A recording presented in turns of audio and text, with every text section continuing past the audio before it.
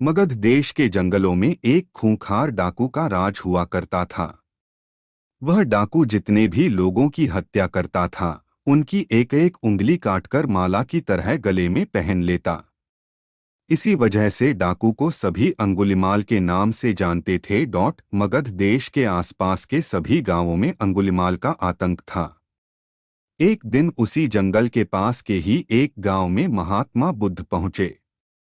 साधु के रूप में उन्हें देखकर हर किसी ने उनका अच्छी तरह स्वागत किया। कुछ देर उस गांव में रुकते ही महात्मा बुद्ध को थोड़ा अजीब सा लगा। तभी उन्होंने लोगों से पूछा, आप सभी लोग इतने डरे और सहमे समय से क्यों लग रहे हैं?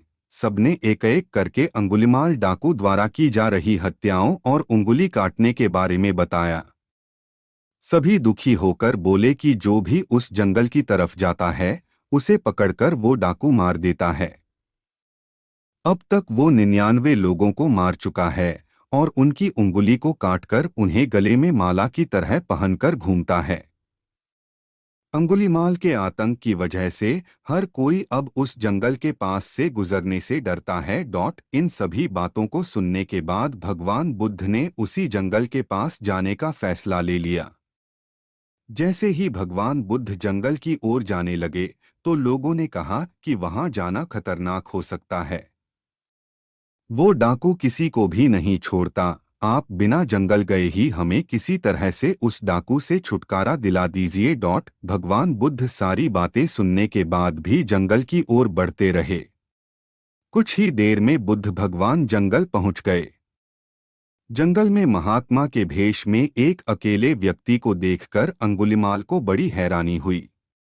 उसने सोचा कि इस जंगल में लोग आने से पहले कई बार सोचते हैं, आ भी जाते हैं तो अकेले नहीं आते और डरे हुए होते हैं। ये महात्मा तो बिना किसी डर के अकेले ही जंगल में घूम रहा है। अंगुलिमाल के मन में हुआ कि अभी इसे भी खत्म करके इसकी उंगली काट लेता हूं। तभी अंगुलिमाल ने कहा, अरे, आगे की ओर बढ़ते हुए कहाँ जा रहा है? ठहर भी जा। अब भगवान बुद्ध ने उसकी बातों को अनसुना कर दिया। फिर गुस्से में डाकू बोला, मैंने कहा रुक जाओ। तब भगवान ने उसे पलटकर देखा कि लंबा चौड़ा बड़ी बड़ी आंखों वाला आदमी जिसके गले में उंगलियों की माला थी, वो उन्हें घूर रहा था। उसकी तरफ देखने के बाद बुद्ध दोबारा से चलने लगे। गुस्से में तमतमाते हुए अंगुलिमाल डाकू उनके पीछे अपनी तलवार लेकर दौड़ने लगा। डाकू जितना भी दौड़ता, लेकिन उन्हें पकड़ नहीं पाता। दौड़ दौड़कर वो थक गया। उसने दोबारा कहा, रुक जाओ, वरना मैं तुम्हें मार दूंगा और तुम्हारी उंगली काटकर मैं 100 लोगों को मारने की अपनी प्रतिज्ञा पूरी कर लूंगा।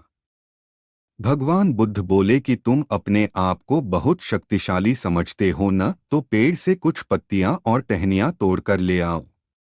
अंगुलिमाल ने उनका साहस देखकर सोचा कि जैसा ये कह रहा है कर ही लेता हूं। वो थोड़ी देर में पत्तियां और टहनियां तोड़कर ले आया और कहा, ले आया मैं इन्हें। फिर बुद्ध जी कहने लगे, अब इन्हें दोबारा पेड़ से जोड़ दे। यह सुनकर अंगुलिमाल बोला, तुम कैसे महात्मा हो? तुम्हें नहीं पता कि तोड़ी हुई चीज को दोबारा नहीं जोड़ सकते हैं? भगवान बुद्ध ने कहा कि मैं यही तो तुम्हें समझाना चाहता हूँ कि जब तुम्हारे पास किसी चीज को जोड़ने की ताकत नहीं है, तो तुम्हें किसी वस्तु को तोड़ने का अधिकार भी नहीं है। किसी को जीवन देने की क्षमता नहीं, तो मारने का हक भी नहीं। यह सब सुनकर अंगुलिमाल के हाथों से हथियार छूट गया। भगवान आगे बोले, तू मुझे रुक जा कह रहा था, मैं तो कब से स्थिर हूँ। वो तू ही है जो स्थिर नहीं है।